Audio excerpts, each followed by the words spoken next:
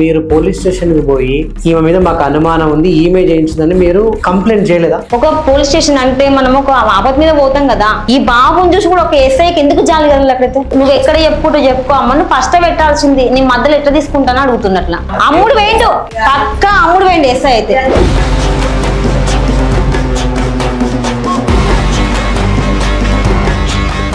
తనని పిలిచి మేడం మీరు లంచ్ చేశారని అడుగుతుండే సార్. ఒక అంతకులం పట్టుకునేమో లంచ్ చేసి అడుగుతాడు. నా తమ్ముడు పట్టుకుని ఇక్కడ ఏడుస్తున్నా అయితే.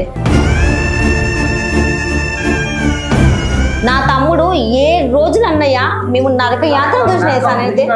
తనకు మేము ఏం అన్యాయం చేసినాం అన్నయ్య, వాడిని మొత్తం చంపి ఇష్టపెట్టినా అయిపోవు తెలుసా అన్నయ్య. వాడు ఆక్సిజన్ మీద కొట్టుకోమని జీవి అనిపోయింది తెలుసా. వాడిని కళ్ళలోకించి ఒక కన్ను మొత్తానికి తుక్కు కొట్టి తెలుసా అన్నైతే. గట్టిగా మాట్లాడితే వాడి కళ్ళు లెక్క నీళ్ళు వస్తున్నాయి అంతే. వాడు అక్క నువ్వు ఎప్పుడు వస్తావే అని పిలిచినప్పుడు అన్నయ్య, నేను వాడు పిలిచిన ఎన్నడూ రాలేదు సార్ అన్నయ్య. వాడిని వచ్చిండ్రా అంటే అన్నయ్య వాడిని ఒక్కటే కన్ను పనిచేసిందా, ఒక కళ్ళకించి మొత్తం నీళ్ళు తెలుసా అన్నయ్య వానికి.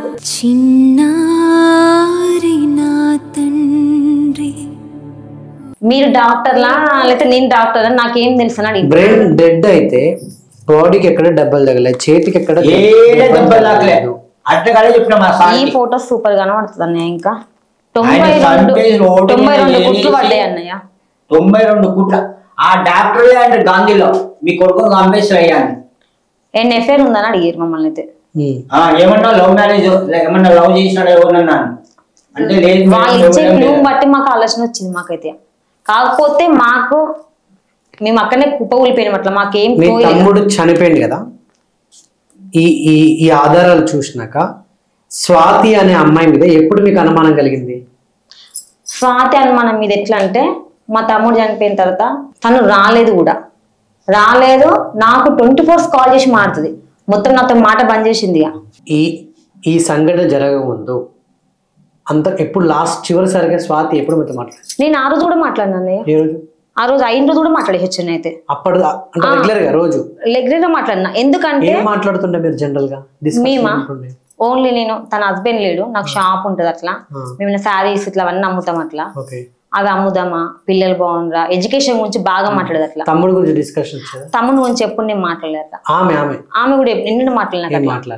ఇక నాకు కొంచెం డౌట్ వచ్చిన తర్వాత నేనే అనేసిన, ఇవాళ రేపు మానవర్థం లేదు, తల్లి వరుస కూడా విలువ లేకుండా అయిపోయింది అన్న.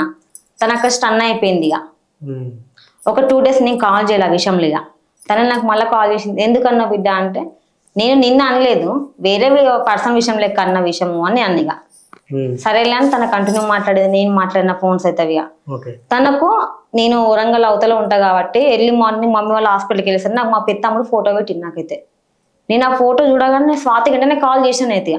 మా తమ్ముడిని పిలిపించింది నువ్వే, వాడిని ఎందుకు చంపేసినావు అనిపించింది డైరెక్ట్ గా.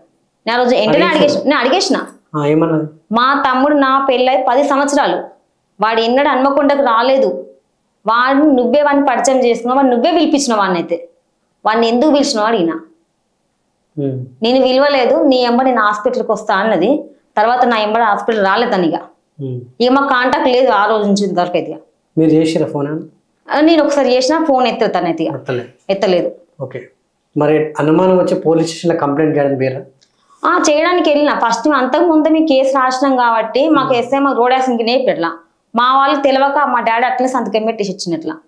నాకు డౌట్ వచ్చినాక నేను తన పేరు రాయమంటే ఇప్పుడు ఆ చెల్లది ఆ కేసు అని చెప్తున్నట్ల ఎస్ఐ అయితే.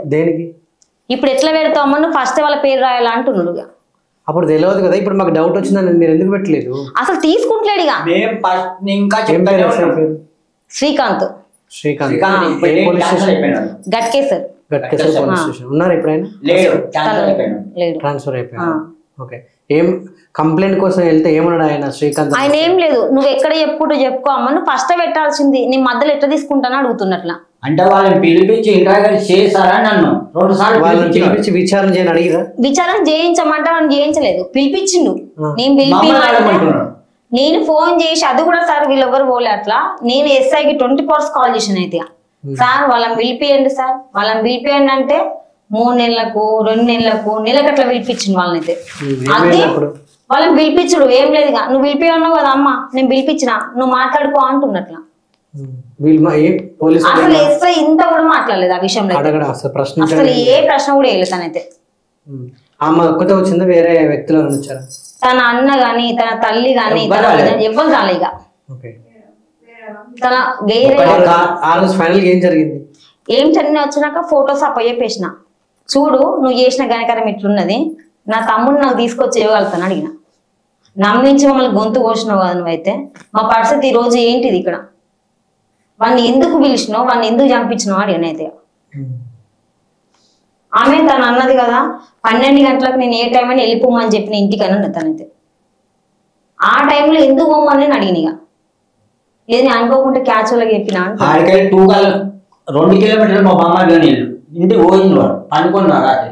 ఆ రాత్రి ఫోన్ చేసి నైట్ అయినా నువ్వు ఎందుకు పొమ్మన్నావు, ఈ సురేష్ గారు వాళ్ళ దగ్గర ఉన్నాడు. పోలీస్ స్టేషన్ లో చివరిగా ఆమెతో ఏమైంది, వెళ్ళిపోయిందా, అసలు ఏం మాట్లాడి ఏం జరిగింది?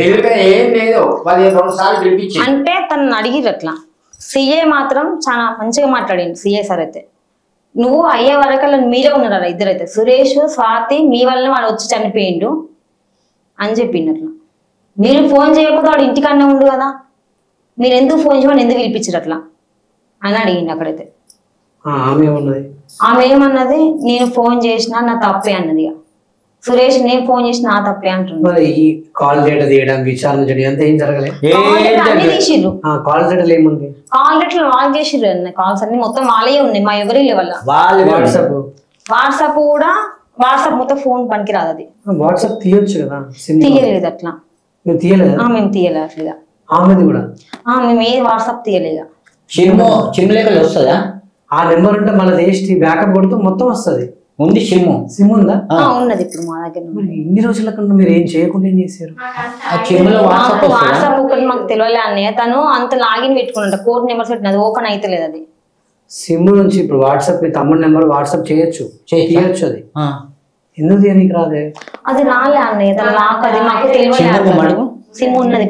ఓకే ఓకే, సో అది మీరు చేయలేదు, అదొక్కటి చేయలే అన్నయ్య. ఆమె నెంబర్ నుంచి మొత్తం ఈ డేటా మొత్తం తీయించలేదా? మొత్తం తీయించిన. ఆమె వాట్సాప్ కూడా ఉంటది కదా. ఆమె వాట్సాప్ మాకు ఎస్ఐ మాకు ఇవ్వలేదు కూడా. మాత్రమే. ఇప్పుడు మీకు అనుమానం, ఇప్పుడు ఆమెకి ఎవరైనా సపోర్ట్ చేస్తున్నారా, లేకుంటే ఆమె ప్లాన్ చేసి చంపించిందా, వేరేటోడు కక్షతో చంపిందా, అసలు మీ తమ్ముడికి ఎవరైనా దుష్మనులు ఉన్నారా? లేదు, మా ఫ్యామిలీలో ఎవరు దుష్మనులు లేదు. ఈమె తోటి సురేష్ గారి తోటి చంపించి వాళ్ళిద్దరే కారణం. పక్క ప్లాన్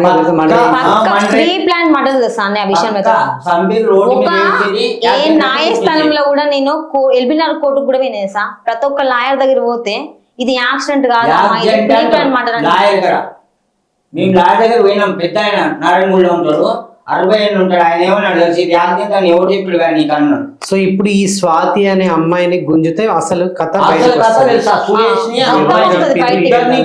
ఈమె పట్టుకొచ్చి ఉరి తీయాలని కోరుకుంటున్నది. ఆమె తీసుకొచ్చి ఇంటర్వ్యూ చేస్తే బయట పడతారు, అన్ని పడతాయి. ఆ సురేష్ గాని ఆమె తీసుకొచ్చి ఇంటర్వ్యూ చేయమని పోలీసులు వాళ్ళు చెప్పారు నిజాలు. ఈ వ్యక్తి మధ్యలో వచ్చి కాంప్రమైజ్ లాంటి ఏమైనా జరిగినాయి మీకు ఏమైనా మధ్యలో? జరిగినాయి. ఎవరు వచ్చారు అప్పుడు, ఎవరు కాంప్రమైజ్? తన ఒక్కతే వచ్చింది అట్లా, ఎవరు రాలేదు. ఒక పెద్ద కార్ లో వస్తే తను అఫీషియల్ గా వచ్చి అఫీషియల్ వెళ్ళిపోతారు. తనైతే లేదు ఆమెకైతే, అది ఎవరిదో మాకు తెలియదు అట్లా అన్నయ్య. రీసెంట్ గా కార్ లో వస్తుంది, మళ్ళీ తను స్టేషన్ కన్నా దిగుతుంది అట్లా, బయట కూడా కాదు, డైరెక్ట్ అక్కడ ఎస్ఐ వాళ్ళ దగ్గర దిగుతుంది, లోపలికి వెళ్ళిపోతుంది అట్లా.